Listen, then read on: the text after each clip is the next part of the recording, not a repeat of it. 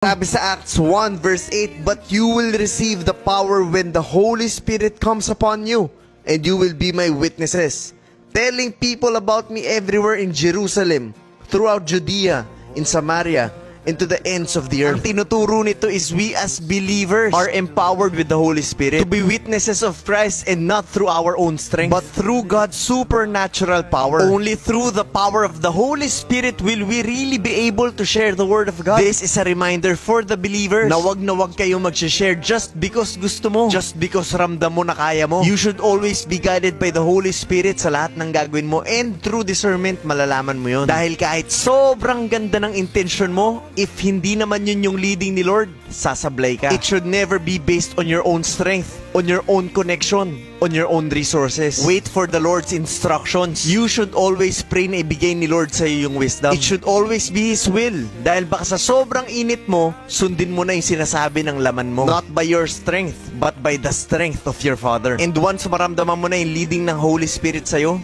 go. Share the gospel. Testify who Jesus is. Anong ginawa niya para sa ating lahat, at kung paano niya binago yung buhay mo. Then let the Holy Spirit work in the lives and hearts of the people na makakausap mo. Huwag natin mamadaliin. Always wait on the Lord. And sana naiintindihan po nating believers yung message ng video na to. Sabi sa Hebrews 12 verse 25, "Be careful that you do not refuse to listen to the one who is speaking. For if the people of Israel did not escape when they refused to listen to Moses, the earthly messenger, we will certainly not escape if we reject the one who speaks to us from heaven." Hindi ko pwedeng sabihin sa'yo na mahaba pa yung buhay mo, kasi anytime pwedeng maraming mangyari. Ang importante, binigay mo na yung buhay mo kay Jesus Christ. Dahil pag ganun, kahit anong mangyari, hindi ka maiiwan ng eroplano. Dahil hindi to katulad ng jeep o tricycle o taxi na pwede kang hintayin. Ang eroplano sa oras ng lipad niya, aalis na siya. Paano na lang kung hindi ka umabot? Imbis na sa langit ka mapunta, alam mo na kung saan. Maraming nanonood ngayon, pwedeng natatawa kayo. Pwedeng kasama mo yung kapatid mo, yung kaibigan mo, yung magulang mo, o mga tao sa paligid mo habang nanonood. At dahil nga astig ka o astig kayo, pinapakita nyo sa isa't isa na hindi nyo kailangan to. Ang baduy, ang corny, saan mag-basketball na lang kayo, Coach Ma'am. Pero ikaw na nakikinig ngayon, siguraduhin mong wag kang maiiwan ng eroplano na biyaheng langit. Like what I said, this is just an illustration of the consequences that we will face kapag matigas ang ulo natin. Ikaw na nanonood ngayon, tanggapin mo na si Jesus. Talikuran ang makasalanang buhay at sumunod sa Kanya. Lumipad man yung eroplano anytime, kasama ka. At sana naiintindihan niyo yung napakahalagang message ng video na to. Sabi sa Genesis 2 verse 7, "Nilikha ng Panginoong Diyos ang tao mula sa lupa. Hiningahan niya sa ilong ang tao ng hiningang nagbibigay buhay.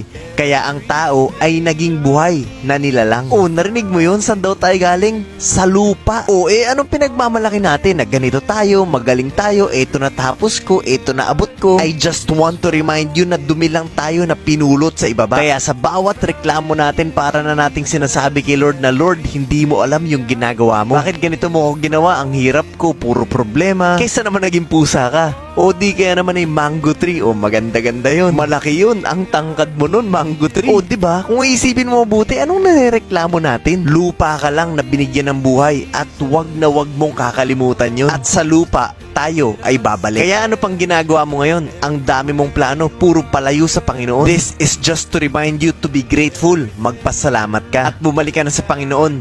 Hindi na pinag-uusapan kung mayaman ka o mahirap ka. Bumalik ka na sa Panginoon. Sana po ay malinaw ang mensahe ng video na to. Sabi sa John 9 verse 31, "We know that God doesn't listen to sinners, but He is ready to hear those who worship Him and do His will." So, hindi na pinag-uusapan dito kung magaling ka, mabait ka, matulungin ka, or kung anumang maganda yung tingin mo sa sarili mo. Kasi kahit anong ganda niyan, if you do not do His will at hindi para sa Kanya yung ginagawa mo, then malinaw yung first line, God doesn't listen to sinners. Coach Mav, paano yun matulungin ako? Paano ko magiging makasalanan? Ang dami ko namang natutulungan, ang bait-bait ko nga, wala naman akong tinatapakang tao, marangal naman yung trabaho ko. Ando na tayo, oo. Pero kung hindi mo yan ginagawa para kay Lord, ibig sabihin ginagawa mo yan para sa mundo. At malaking parte doon ay makikita ng mga tao na ang galing-galing naman nito, ikaw yung mag-glorify, ikaw yung paparangalan, ikaw yung bibigyan ng papuri. At madalas na-enjoy natin yun na hindi natin namamalayan ginagawa na pala natin yun sa kung anong magiging tingin ng mga tao sa atin. At doon na pumapasok yung kasalanan na ikaw na yung nagiging Diyos ng sarili mong buhay, na nabubulag na tayo sa sigaw at palakpak ng mga tao. Ayun na yung kasalanan. Yes, tumulong ka, pero again, kung hindi mo yan ginagawa para kay Lord, useless yan. Now, bakit ko sinasabi to? Para mas maintindihan natin yung verse, para malaman natin kung sino lang ba talaga yung pinapakinggan ni Lord. Yun yung mga sumasamba at talagang binigay yung buong buhay nila sa Panginoon. Hindi yung may natitirang porsyento para sa sarili. Yung talagang literal na all out, na kay Lord lahat to. At pag dyan mo na tinignan, may intindihan mo kung saang side ka. Andun ka ba sa makasalanan o talagang sumasamba at sumasampalataya sa Panginoon? Sana po ay naiintindihan nyo ang message ng video na to. Sabi sa Ecclesiastes 1 verse 2, everything is meaningless, says the teacher. Completely meaningless. Sa ibang version naman, ang ginamit na word is vanity. Alamin naman natin kung anong ibig sabihin ng vanity. Sabi sa Google, ang vanity is excessive pride in or admiration of one's own appearance or achievements. The quality of being worthless or futile. Yan ang tinutukoy dito, that everything is worthless, meaningless if wala si Lord sa buhay mo. Kaya hirap na hirap ka eh. Kaya walang nangyayari sa'yo. That's true. Masyado mong minamaliit yung prayer, yung kapangyarihan ng pagdadasal. Dahil para sa'yo, mas merong solusyon kapag ikaw ang gumawa at ikaw ang gumalaw. Naniniwala kang mas merong resulta sa kakayanan mo. Yan ang buhay ng karamihan ng tao. Meaningless, worthless, walang halaga. And the Word of God will really hurt you kung malayo ka sa Kanya. I'm not gonna sugarcoat His Word. Masasaktan ka talaga. Sorry to say, pero nakarinig na ba kayo ng ganitong linya? Anong ipapakain ko sa anak ko? Dasal? Anong ipangbabayad ko sa mga bayarin? Dasal? Pare, hindi ako papakainin ng pagdadasal. Kaibigan, ayun na nga ang problema. Masyado kang nagtitiwala sa sarili mo. Kaya hindi mo man aminin, hirap na hirap ka. Kasi wala kang Diyos eh. Diyos mo, sarili mo. I'm not gonna slow down. Kasi ito yung pinapagawa sa akin ni Lord eh. Ang sabihin ng salita niya. At siya na ang bahala kung sino ang tatanggap. So to summarize everything, if wala si Lord sa puso mo, if hindi ka nabubuhay para sa Kanya, lahat ng meron ka, walang halaga. Meaningless, pati ang buhay mo. Ang mas masakit pa dito, dama yung mga tao sa paligid mo. Mawawalan din sila ng purpose, ng worth, ng direksyon. Kaya kung totoong mahal mo yung pamilya mo, kay Lord mo ibigay, hindi sa diskarte mo. Sana po ay malinaw ang straight to the point na mensahe ng video na to. Ngayon, sabi sa Psalm 143 verses 4 to 6, I am losing all hope. I am paralyzed with fear. I remember the days of old. I ponder all your great works and think about what you have done. I lift my hands to you in prayer. I thirst for you as parched land thirsts for rain. Rektahin na natin guys. Sabi dito, I am losing all hope. Nawawala na ako ng pag-asa, natatakot ako. Hindi ako makagalaw. I'm paralyzed sa takot, sa duda, sa kaba. Naranasan mo na ba yung anxiety na parang hindi ka makahinga? Hindi ka naman tumakbo pero hinihingal ka? Kinakapos ka ng hangin tapos yung tibok ng puso mo, grabe, ang bilis. Yung katulad ng sinabi dito na I'm paralyzed with fear. Halos lahat tayo ay nakaranas yan at yun yung mga moments na talagang baon na baon ka. Pero in verse number 6, napakaganda. Sabi dito, I lift my hands to you in prayer. I thirst for you as parched land thirst for rain. Na kahit ganun yung nararamdaman ko, Lord, I will continue to honor you, to worship you, to praise you, and to give you thanks. Na lalo akong nauuhaw sa mga salita mo. Na maging sobrang gulo man ng nasa paligid ko, ay magiging mas desperado ako sa'yo. Marami kasi sa atin kapag magulo yung paligid, desperado gumawa ng solusyon. Pero dapat yung pagka-desperado natin kay Lord natin ibigay. Kasi siya naman talaga yung totoong solusyon at hindi yung kakayanan mo. Hindi yung talino mo, diskarte mo o galing mo. The more na nababaon ka, the more na blessed ka. Bakit? Kasi the more na mas may pagkakataon kang sumandal sa Panginoon at tuluyang ma-develop yung relationship mo sa Kanya. May pinagdadaanan ka ba ngayon? I tell you, lift your hands in prayer. And if you do that, the Lord, the Creator of heavens and earth, will be there to help you. Pero paalala lang, pag nakatanggap ka ng tulong, huwag mo na siyang babaliwalain. Huwag ka nang babalik sa dati mong buhay. Sa Kanya ka na mag-focus. At sana malinaw at naiintindihan mo yung message ng video na to. Sabi sa Isaiah 3 verses 10 to 11, tell the godly that all will be well for them. They will enjoy the rich reward they have earned. But the wicked are doomed.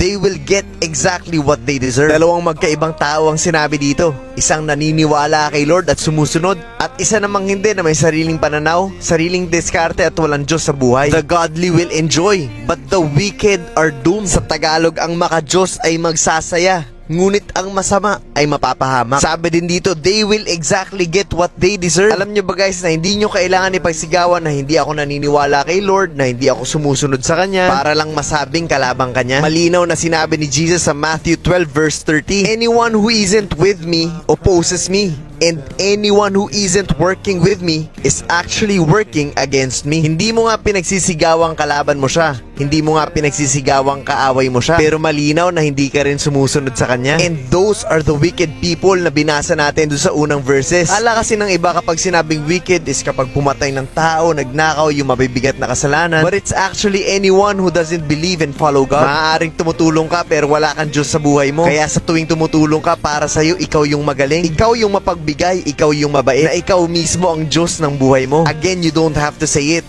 Pag wala si Lord sa buhay mo, everything is useless. Coach Mav, ang sakit mo magsalita. Kahapon lang tumulong ako. Again, these are not my words. Binabasa ko lang po yung nakalagay sa Bible. The only essence and true meaning of life can only be found in Jesus. Mamili ka na lang po kung saan ka dun sa dalawa babagsak, sa godly or sa wicked. We have freedom to choose, and sana po makapili tayo na maayos. That is the message for today, and sana po talagang maintindihan natin. Grabe ang haba na ito, pero bigyan natin ng oras. Sabi sa Luke 13 verses 1 to 5, about this time Jesus was informed that Pilate had murdered some people from Galilee as they were offering sacrifices at the temple. Marami raw pinatay. Sabi naman ni Jesus, do you think those Galileans were worse sinners than all the other people from Galilee? Jesus asked, is that why they suffered? Kaya ba sila ginanon kasi mas makasalanan sila? Sabi ni Jesus, not at all. And you will perish too unless you repent of your sins and turn to God. Sabi ni Jesus, hindi ganon yun. Hindi sila mas makasalanan na kahit ikaw tingin mong okay ka, you will perish too unless magbago ka. And what about the 18 people who died when the Tower of Siloam fell on them? Were they the worst sinners in Jerusalem? Sila ba yung pinakamakasalanan? Sabi ulit ni Jesus, no. And I tell you again that unless you repent,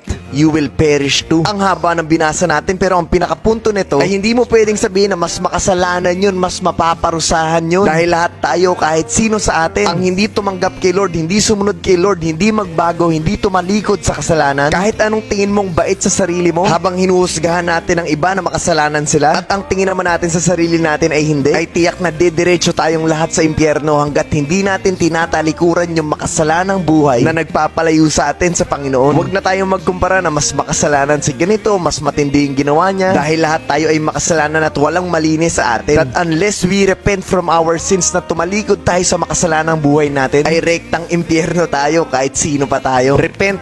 Huwag ka na magturo. Ikaw mismo magbago ka na. Huwag na nating tignan yung kasalanan ng iba dahil tayo mismo ay makasalanan na. But only through our Lord Jesus Christ can we be saved. Now you have to make a decision. Repent or itutuloy mo lang yung buhay mo na nagpapalayo sa'yo sa Panginoon. Sana po ay malinaw ang mensahe ng video na to. Sabi sa Romans 1:16, for I am not ashamed of this good news about Christ. It is the power of God at work, saving everyone who believes, the Jew first and also the Gentile. For I am not ashamed. Hindi ako nahihiya. Hindi ko kinakahiya. Ang ganda ng sinabi ni Paul dito na bakit ka nga naman mahihiya i-share yung gospel? Eh yun yung tanging paraan para maligtas yung mga tao. Bumaba na si Pastor Alcar at si Kuya Ron para maghamon. Pero kahit papano ay namumuka na rin sila. Habang yung isa naman nagkakamot, sino ba tong mga to? At dito nga kahit di pa ako bumababa ay nakilala na sila. Blessed talaga kami dito kay Kuya Ron at Pastor Alcar dahil aggressive silang mag-share ng gospel. Hindi talaga sila nahihiya. Romans 1:16, for I am not ashamed. Ikaw ba? May times ba na nahihiya ka kung gaano ka-importante si Lord sa buhay mo? May times ba na hindi mo siya kayang ipagmalaki?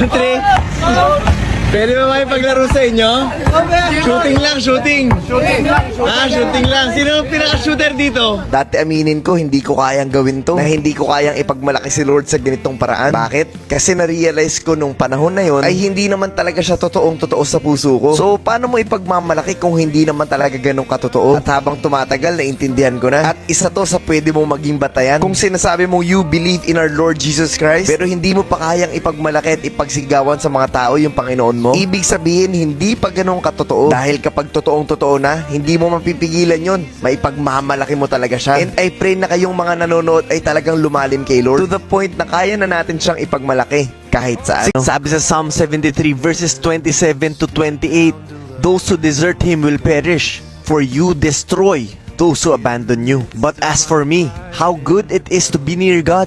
I have made the sovereign Lord my shelter, and I will tell everyone about the wonderful things you do. Basahin naman natin ngayon sa Tagalog yung verse 27. Ang mga taong lumalayo sa inyo ay tiyak na mapapahamak. Ang mga nagtaksil sa inyo ay lilipuling lahat. Again, hindi na pinag-uusapan dito kung mabait ka o masama. Kasi pwede namang mabait ka, matulungin ka, pero napakalayo sa Panginoon. Alam ni Lord kung sino yung tupa niya. Alam niya kung sino yung mga tao niya. At yun yung mga may kapayapaan. Sabi sa verse 28, ngunit ako, minabuti kong maging malapit sa Diyos. Kayo, Panginoong Diyos, ang pinili kong kanlungan upang maihayag ko ang lahat ng inyong mga ginawa. This video is to encourage you na lumapit talaga kay Lord at ialay ang buong buhay mo sa Kanya. He doesn't want your 50%, your 70 or 80 or 90%, even 99%. What He wants is all of you, nothing less. Kasama na dun yung trabaho mo, yung pamilya mo, at lahat na mahalaga sa'yo. Can you really give this kind of trust sa Panginoon? Kasi kung hindi, yung verse 27 ang haharapin mo. Basahin mo ulit para maintindihan mo at sana malinaw po ang mensahe ng video na to.